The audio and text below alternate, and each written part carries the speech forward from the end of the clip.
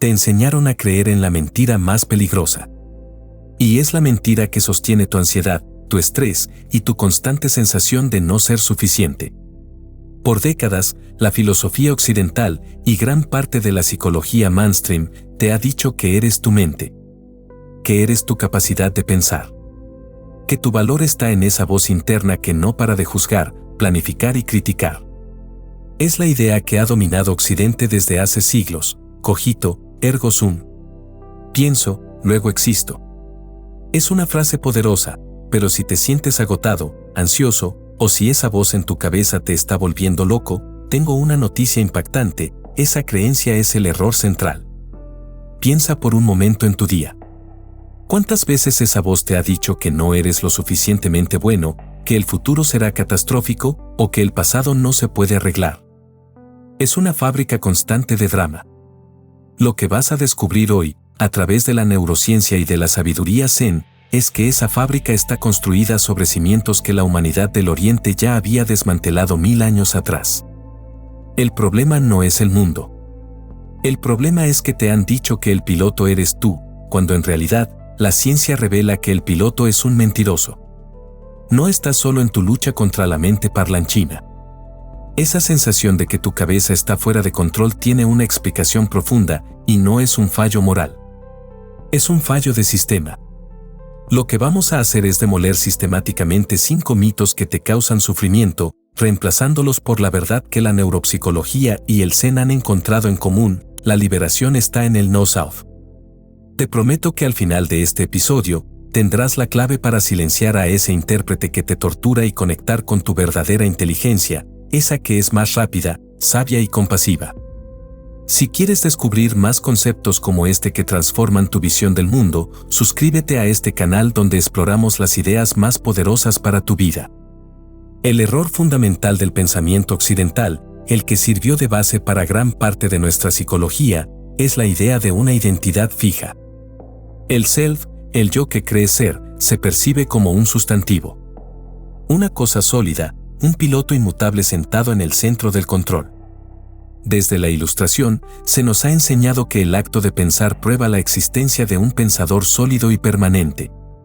La mente es el centro de nuestro ser, la fuente de nuestra identidad. El dolor, el placer, el deseo, todo se atribuye a este yo monolítico que necesita ser protegido y defendido. Pero fíjate, ¿qué pasa cuando dejas de pensar? ¿El self desaparece? ¿O simplemente deja de expresarse en lenguaje? El problema aquí es que hemos confundido el mapa con el territorio. Hemos confundido la experiencia de pensar con la existencia del pensador. El budismo, con su concepto de anatta, no yo, siempre ha sostenido que no hay una entidad permanente e inmutable. El yo es una ilusión, un proceso. La neuropsicología, a través de los estudios de pacientes con cerebro dividido, ha llegado exactamente a la misma conclusión. El cerebro izquierdo tiene una función a la que se le llama el intérprete. Su único trabajo es crear historias, explicaciones y un sentido de coherencia para lo que ocurre en tu vida, incluso si la historia es completamente inventada. El self o el ego es, simplemente, el subproducto narrativo de esta función. No es una cosa, es un verbo, un proceso de pensamiento constante que se crea a sí mismo en cada momento. Imagina tu conciencia como un río. El intérprete es un flashcard o un foliscopio. El foliscopio toma imágenes separadas y, al pasarlas rápido, crea la ilusión de movimiento continuo. Tu yo es esa ilusión de continuidad, un patrón que tu mente encuentra en tus pensamientos, recuerdos y reacciones. Cuando el intérprete ve los pensamientos de ayer, la crítica de hoy y el deseo de mañana, inventa un personaje central, una estrella de la película, al que llama yo. Esto es lo que dijo un estratega: el self individual es mucho más un personaje de ficción que una cosa real. Si el self no es un sustantivo, si es solo una colección de narrativas producidas por una parte de tu cerebro, entonces ya no tienes que defenderlo con tu vida. La mayoría de tu sufrimiento mental, tu ansiedad, tu rabia y tu envidia, existen solo para mantener viva la ficción de ese self. Fíjate en cómo esto funciona en la realidad. Cuando te enojas, es tu intérprete defendiendo su versión de la historia. Cuando sientes envidia, es tu intérprete creando categorías para definirse a través de la diferencia. Si él tiene X y yo no, mi self es incompleto. Pero si el self no existe como una cosa sólida, no hay nada que defender. El intérprete también te miente sobre los motivos de tus acciones.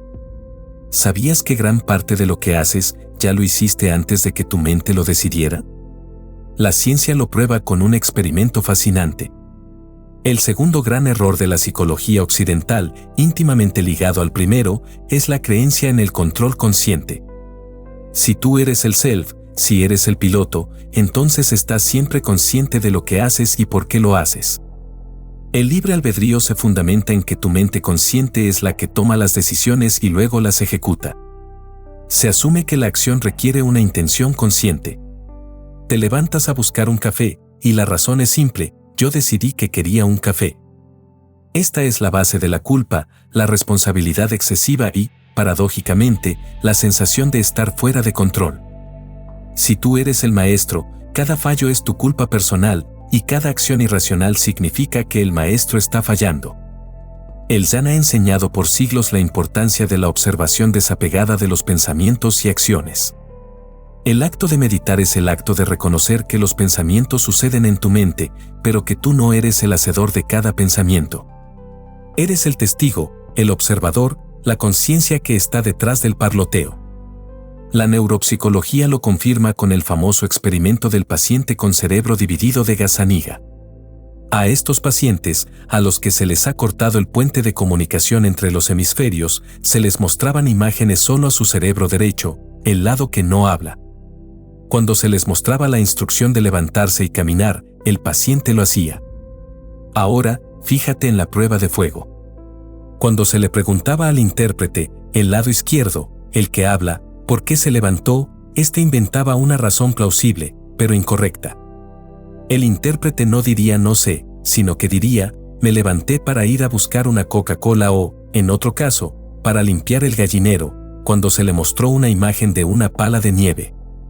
El intérprete no tiene acceso a la verdadera razón de la acción, porque la acción fue iniciada por la conciencia no verbal del cerebro derecho.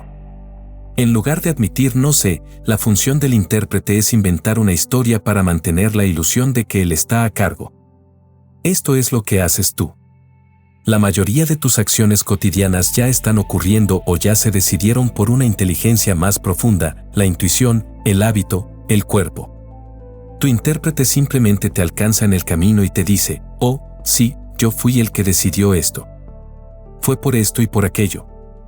Es el pasajero que toma crédito por el vuelo. Comprender esto te libera de la carga excesiva del ser el maestro. No estás en control, eres el testigo. Pero ¿quién es el verdadero maestro entonces? La psicología siempre ha valorado la lógica y el pensamiento complejo. Ahora, la neurociencia y el Zen revelan que tu forma de inteligencia más alta es, en realidad, algo que has ignorado, la intuición. Si el intérprete, cerebro izquierdo, es el narrador, el lado derecho de tu cerebro es el observador de la totalidad. El error de Occidente ha sido darle la corona a la inteligencia equivocada. Nuestra sociedad honra al servo fiel. Desde la escuela se premia la lógica secuencial, el análisis lineal, la categorización y la verbalización. El cerebro izquierdo, por su naturaleza, se enfoca en los detalles, las partes y el pensamiento una cosa a la vez. Por eso es excelente para las matemáticas, el lenguaje y la planificación. Pero tiene un punto ciego fatal, pierde la visión del todo. La intuición, la creatividad, la empatía y la compasión, todas funciones del cerebro derecho, fueron etiquetadas como suaves o inconscientes y relegadas a un segundo plano. El Zen, a través de sus prácticas de mindfulness, nos enseña a habitar la urgencia del momento presente, a contemplar la totalidad y a experimentar la interconectividad. Estas son todas funciones del cerebro derecho. El cerebro derecho es holístico, procesa todo de forma global y simultánea. Albert Einstein, que era un maestro de la intuición, lo resumió perfectamente: la mente intuitiva es un don sagrado, la mente racional es un servo fiel. Creamos una sociedad que honra al servo y olvida el don. Fíjate en esta evidencia que impacta a la neurociencia. En un experimento de juego de cartas, la intuición, medida por la excitación en la piel, sabía la estrategia correcta después de solo 10 cartas. El intérprete, la conciencia verbal / racional, solo pudo percibir el patrón y verbalizar la estrategia después de 50 a 80 cartas. La intuición es, de hecho, más rápida y precisa en la percepción de la realidad. Cuando te enfrentas a una gran decisión, como una compra importante o un cambio de carrera, la deliberación excesiva del intérprete te puede llevar a la insatisfacción. Tu cerebro izquierdo se pierde en los detalles sin importancia, mientras que tu intuición ya ha procesado el cuadro completo.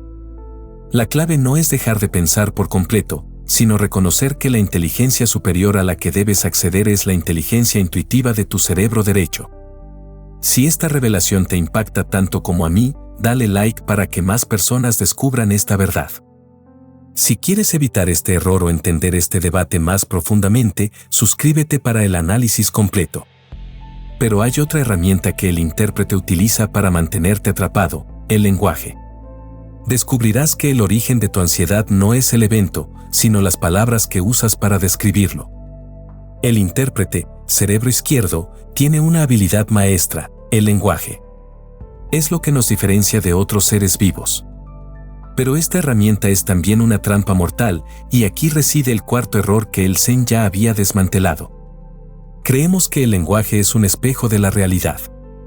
Si algo tiene un nombre, existe. Si podemos categorizar algo, esto es bueno, aquello es malo, entonces esa clasificación es real. El intérprete usa las palabras para crear un mapa del mundo, y el problema es que confunde el mapa con el territorio. La palabra ansiedad no es la sensación física y el pensamiento acelerado, es solo un símbolo que representa esa experiencia. Pero el intérprete se obsesiona con el mapa. El Zen utiliza aforismos y koans, como cuál es el sonido de una sola mano aplaudiendo, precisamente para cortocircuitar la mente interpretativa. La lógica secuencial del intérprete se paraliza, y por un momento, la conciencia holística y no verbal del cerebro derecho puede emerger. El intérprete vive creando categorías y separaciones. Esto es bueno contra malo, yo contra tú, éxito contra fracaso. La realidad, vista por el cerebro derecho, es un continuum, una totalidad interconectada. La categorización es solo una línea arbitraria en la arena. El sufrimiento mental es la consecuencia directa de este error. El dolor físico es real, pero el sufrimiento mental, preocupación, ansiedad, culpa, es la historia que el intérprete te cuenta sobre ese dolor o sobre un evento. Si el lenguaje es la prisión, la liberación es ver el lenguaje por lo que es, solo un sonido. Piensa en el abuso verbal. El dicho popular dice que palos y piedras rompen los huesos, pero las palabras nunca te lastiman. La neurociencia lo desmiente. Los estudios de resonancia magnética han demostrado que el abuso verbal, al ser interpretado por el intérprete, puede causar un daño duradero en las estructuras cerebrales. La palabra tonto, por sí misma, no tiene poder. El poder es la interpretación del intérprete sobre el significado de la palabra para tu self ficticio. Si no hay un self al que dañar, la palabra no tiene dónde agarrarse. Antes de mostrarte cómo aplicar esto en tu vida, quiero que sepas que preparé un material exclusivo y gratuito donde desarrollo este concepto con mucho más detalle. Está en el enlace de la descripción, descárgalo ahora. Y por último, el error más peligroso de todos, el que te mantiene corriendo en el ciclo sin fin de la autoayuda, la creencia de que necesitas más pensamiento para resolver tus problemas. El quinto error es el que te mantiene atrapado en el loop del sufrimiento. Es un concepto zen milenario y la neurociencia lo ha validado. El problema no puede ser resuelto en el mismo nivel de pensamiento que lo creó. ¿Tienes ansiedad? Entonces lees un libro de autoayuda que te enseña a gestionar tus pensamientos. ¿Tienes un problema en una relación? Entonces te pones a analizarlo y a sobrepensarlo. El intérprete es un adicto a crear narrativas y siempre convencerá al self ficticio de que necesitas pensar más. ¿Por qué? Porque si dejas de pensar, el intérprete se queda sin trabajo y el self se disuelve. El Zen tiene un axioma simple y devastador: si no hay un self, no hay problema. Y otro: sin pensamiento, sin problema. La solución está, paradójicamente, en dejar de buscar la solución con la mente lógica. Fíjate en esta prueba. El significado y la comprensión son funciones del cerebro derecho. Por eso, cuando estás frustrado con un problema, a menudo la solución te llega cuando te distraes, te duchas o sales a caminar. Tu intérprete se apaga y la conciencia holística del derecho hace una conexión remota que al intérprete se le había escapado. La solución es, entonces, un acto de no hacer. Es activar intencionalmente la conciencia del cerebro derecho, que ya está en modo nirvana, tranquilidad, contentamiento. ¿Cómo se hace esto? Primero, rotula al intérprete. Cada vez que escuches la voz juzgando, criticando o preocupándose, simplemente di mentalmente, eso es el intérprete de mi cerebro izquierdo inventando historias. Le quitas poder al no identificarte. Segundo, la gratitud inactiva la queja. La queja es una función del intérprete. La gratitud es una función biológica innata del cerebro derecho. Al elegir la gratitud, qué bueno que puedo esperar en lugar de esta fila es muy larga, desplazas el poder del intérprete al cerebro derecho. Tercero, el ejercicio del espacio. Para silenciar la mente, fíjate en el espacio. Mira el cielo nocturno y observa el espacio entre las estrellas. O el silencio entre los sonidos. El espacio es el vacío del Zen, Sunyata, y es lo que permite que la forma exista. Al concentrarte en el espacio, la mente de categorización del intérprete se desacelera automáticamente. La liberación de tu sufrimiento está en reconocer la gran mentira. El piloto de tu vida es una ficción. El South es una historia que no tiene que seguir contándose. Hemos desmantelado la creencia central que te ha causado sufrimiento, que tu identidad es ese intérprete parlanchín. El Zen y la neurociencia convergen, el self es una ilusión, el sufrimiento mental es su subproducto y la lógica no es tu inteligencia más alta. Tu verdadero yo es la conciencia observadora, holística e intuitiva que ya está en paz. A partir de hoy, cuando escuches una voz de juicio o ansiedad, recuérdale, tú eres solo una narrativa, yo soy el observador. Etiqueta el pensamiento sin identificarte con él. Este simple acto creará el espacio necesario para que tu sabiduría intuitiva tome el volante. El silencio es el idioma de Dios, todo lo demás es una traducción mala. El silencio es el idioma de la verdad. Suscríbete para el próximo video, donde exploraremos cómo usar la inteligencia intuitiva para tomar decisiones brillantes sin la tiranía de la razón. Nos vemos allí.